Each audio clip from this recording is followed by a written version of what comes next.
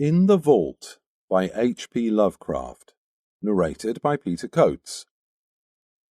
Dedicated to C.W. Smith, from whose suggestion the central situation is taken. There is nothing more absurd, as I view it, than the conventional association of the homely and the wholesome which seems to pervade the psychology of the multitude. Mention a bucolic Yankee setting, a bungling and thick-fibred village undertaker, and a careless mishap in a tomb, and no average reader can be brought to expect more than a hearty albeit grotesque phase of comedy. God knows, though, that the prosy tale which George Birch's death permits me to tell has in it aspects beside which some of our darkest tragedies are light. Birch acquired a limitation and changed his business in 1881, yet never discussed the case when he could avoid it. Neither did his old physician, Dr. Davis, who died years ago. It was generally stated that the affliction and shock were results of an unlucky slip, whereby Birch had locked himself for 9 hours in the receiving tomb of Peck Valley Cemetery, escaping only by crude and disastrous mechanical means. But while this much was undoubtedly true, there were other and blacker things which the man used to whisper to me in his drunken delirium toward the last.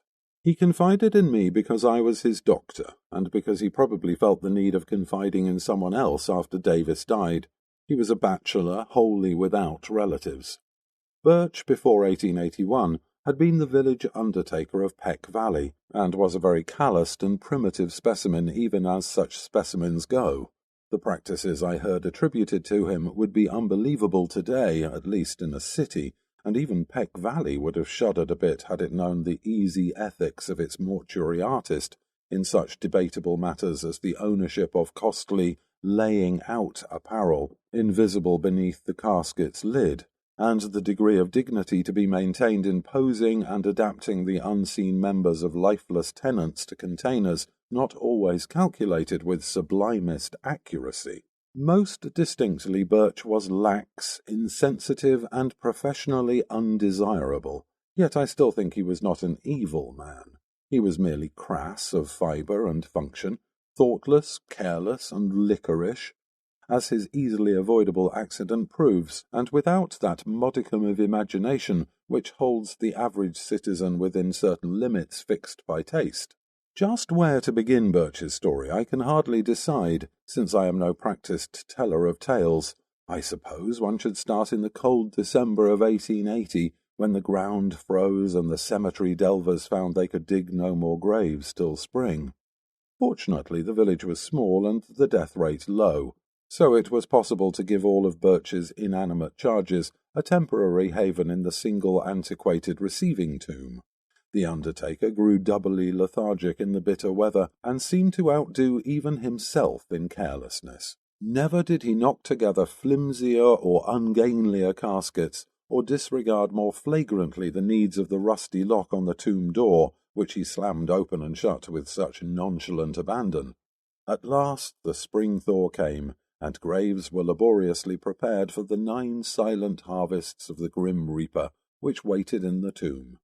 Birch, though dreading the bother of removal and interment, began his task of transference one disagreeable April morning, but ceased before noon because of a heavy rain that seemed to irritate his horse, after having laid but one mortal tenement to its permanent rest.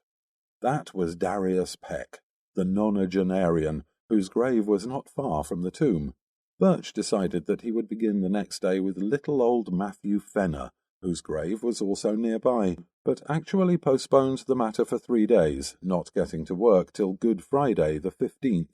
Being without superstition, he did not heed the day at all, though ever afterward he refused to do anything of importance on that fateful 6th day of the week. Certainly the events of that evening greatly changed George Birch. On the afternoon of Friday, April the 15th, then, Birch set out for the tomb with horse and waggon to transfer the body of Matthew Fenner. That he was not perfectly sober, he subsequently admitted, though he had not then taken to the wholesale drinking by which he later tried to forget certain things. He was just dizzy and careless enough to annoy his sensitive horse, which, as he drew it viciously up at the tomb, neighed and pawed and tossed its head, much as on that former occasion when the rain had